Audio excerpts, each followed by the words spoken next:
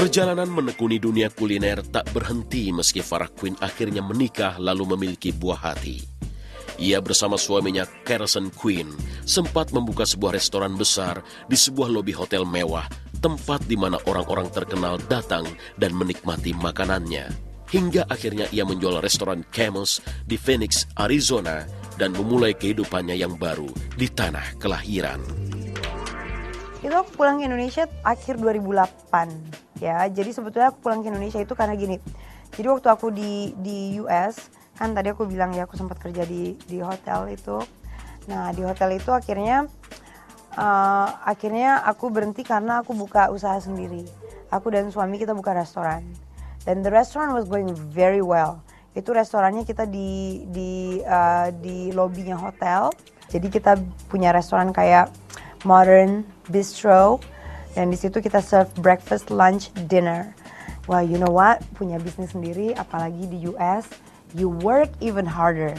Apalagi restoranku itu bukanya sarapan, makan siang, makan malam, tutupnya sehari cuma 5 jam. Kalau di Amerika, kalau di Indonesia mungkin kita bisa overstaff. Overstaff itu kita bisa hire banyak orang ya, karena labor di Indonesia itu sangat murah. Ya, jadi untuk gaji per bulan gitu kan, kalau di Indonesia itu masih terjangkau. Kalau di Amerika kita bayar mereka tuh per jam. Kan 1 minggu itu minimum 40 jam ya. Kalau dapat jamnya kurang mereka bakal complain and they're not gonna work for you. Jadi kita punya staff yang pas-pasan. Jadi aku di sana harus bisa semua. Aku harus bisa jadi pelayan juga, aku harus bisa jadi tukang masak, aku harus bisa pastry, aku harus bisa manage, aku harus bisa doing all the paperwork and everything. Jadi benar-benar waktu punya restoran itu kita punya restoran itu sekitar 2 tahunan. That was the hardest work ever. Nah, waktu itu aku hamil. Terus waktu aku hamil itu landlord yang punya hotel, mereka nawar untuk beli restorannya kita. Karena restorannya kita lagi bener-bener it was at the peak.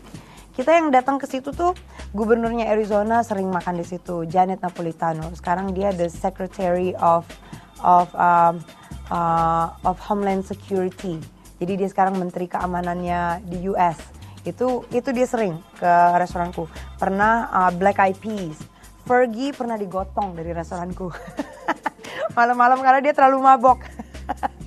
Jadi Fergie, will.i.am pernah ke situ. Bandnya dari Rolling Stone pernah ke sana, kita nonton Rolling Stone konser gratis karena mereka main ke sana. Dan come on, come to the show, whatever. Terus bandnya Fiona Apple. But yeah, the restaurant was doing so well. Itu dikasih di offer duit sama yang punya hotel. Akhirnya aku bilang suami, you know what, I'm really tired. We're having a baby. Bakal punya anak juga. Aku pengen yang lebih fokus spend time, kan anak pertama ya. Aku lebih pengen ngurus anak dulu gitu ya. Akhirnya kita bikin keputusan, oke, no problem, kita jual restoran. Terus suami aku akhirnya kerja sama perusahaan yang lain. Ya udah, akhirnya kita jual. Aku punya anak, aku lagi konsentrasi ngurus anak ya, kerja waktu itu aku kerja jadi kayak promosiin some like energy drinks and things like that. Cuman kayak kerja sambilan gitu ya aku.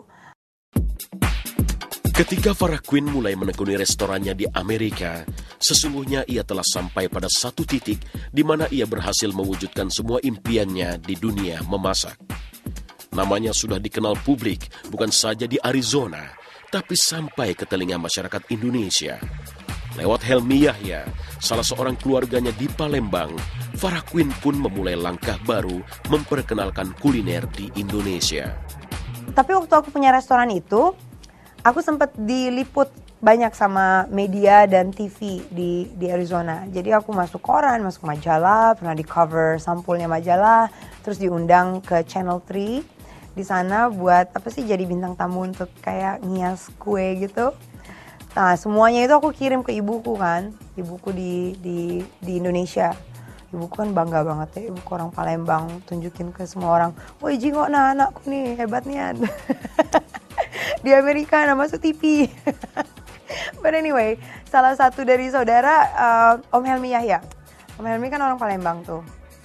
Tunjukin juga ke dia, terus Om Helmi yang this is really cool. Terus dia waktu itu, aku pulang ke Indonesia buat liburan. Dia dapetin aku kayak bintang tamu di salah satu acaranya. Jadi aku jadi juri masak gitu loh di salah satu acaranya. Terus ya udah, Terus aku dapat email dari salah satu TV stasiun di sini yang pengen ketemu. Katanya mereka punya ide untuk bikin acara masak dan pengen cari host yang beda. Waktu itu acara masak di Indonesia cuma cowok-cowok aja. Terus aku bilang, yeah sure, no problem. Aku juga waktu itu mau pulang liburan, mau bawa anakku ke Indonesia. Terus akhirnya dia bilang, okay, great. Aku ingat sekali, aku landing. Besoknya langsung interview. Bukan interview, meeting sama mereka. Terus meeting lagi besoknya, terus mereka bilang gimana kalau kita bikin pilot. Oke, terus itu pilot itu project pertama kan. Terus kita bikin pilot di luar kota. Terus pas minggu sesudahnya tawarin kontrak. Aku ya wow, what's going on? You know, seneng banget, cuman kan gak nyangka kan bakal pindah gitu. Aku masih yang wow, artinya aku bakal pindah ke Indonesia. It's fantastic, you know. Soalnya anakku juga cucu pertama. Ibuku, bapakku kayaknya kalau ketemu anakku tuh seneng banget. Aku juga pengen anakku mengalami kebudayaan Indonesia juga gitu ya. Kebetulan di US juga waktu itu ekonomi lagi crashing down ya. Akhirnya aku bilang sama teman-temanku, you know what, I'm moving to Indonesia. Aku balik ke US ngambil barang-barangku, terus ke Indonesia mulai syuting. Bulan sesudahnya acaraku udah tayang di TV. Dan orang-orang pertama kali lihat acaraku yang, siapa sih ini cewek? Banyak yang bilang, ini orang bisa masak beneran apa enggak sih? Terus ada yang bilangin kalau aku tuh cuman model lah, apalah. Aku ya well, karena semua pengalaman kerjaku dan semua cooking terms yang aku pelajari itu kan dari US semua ya. Dan aku pulang ke Indonesia, sebetulnya bahasa Indonesia aku lancar, bahasa Palembangku lancar. Cuman untuk ngomong di depan TV itu kan beda sekali. Jadi aku belum dapet flow-nya aja waktu itu awal-awalnya. Jadi aku inget banget waktu yang episode pertama udah kakunya minta ampun. I can't watch that one. Waktu awal-awal ya sempet rasanya sempet gimana juga ya, karena gini kan, orang-orang kan nggak tahu siapa aku, benar-benar yang they had no clue siapa diriku, karena aku juga kan tiba-tiba nongol aja gitu di TV dan beda gitu ya. Jadi ya banyak lah komen-komen, dulu aku sempet juga sih baca-baca kan, I get online terus lihat apa sih pikiran orang. Ada yang bilang, ini cewek siapa sih, ini gini. Terus aku bilang ya udah nggak apa-apa, nanti juga lama-lama mereka juga udah mulai kenal siapa aku gitu ya. Tapi dulu sempet sih waktu awal-awal yang nonton acara masak-masakku tuh cowok-cowok. Cowok-cowok kuliah tuh. Ya padahal acara masak-masak ya, harusnya kan ibu-ibu kan. Cuman TV stationnya bilang, Farah kamu tuh yang suka tuh cowok-cowok. Sedangkan kita kan mau semuanya ya, mau ibu-ibu rumah tangga dan sebagainya. Tapi akhirnya lambat laun begitu ibu-ibu udah mulai kenal kalau aku itu juga seorang ibu gitu, mulai mereka suka. Dan sekarang alhamdulillah fansnya aku bukan hanya cowok-cowok aja, tapi mulai yang dari anak kecil, ibu rumah tangga, sampai all the way, you know, everybody. Dan aku bikin memasak itu digemari semua kalangan. Jadi bukan hanya ibu-ibu tapi juga bapak-bapak dan cowok-cowok juga suka masak sekarang. Yeay. Tren baru memang telah dimulainya. Farah Quinn menjadikan dapur bukan sebagai sebuah tempat kotor penuh minyak dan bau bawang. Tetapi ia justru membuat mata banyak orang terbelalak betapa aktivitas di dapur begitu menyenangkan, bahkan mampu mengubah suasana keluarga menjadi lebih harmonis. I'm just being myself. Sebetulnya sih aku itu jaga penampilan itu tujuan utamaku. Because I want to be healthy. Aku orangnya sehat sekali dan aku memang suka olahraga dan aku makannya sehat. Kenapa aku makan sehat? Karena aku dulu sempat belajar gizi. Ya, aku punya certification untuk nutrition. Jadi aku paham sekali gizi.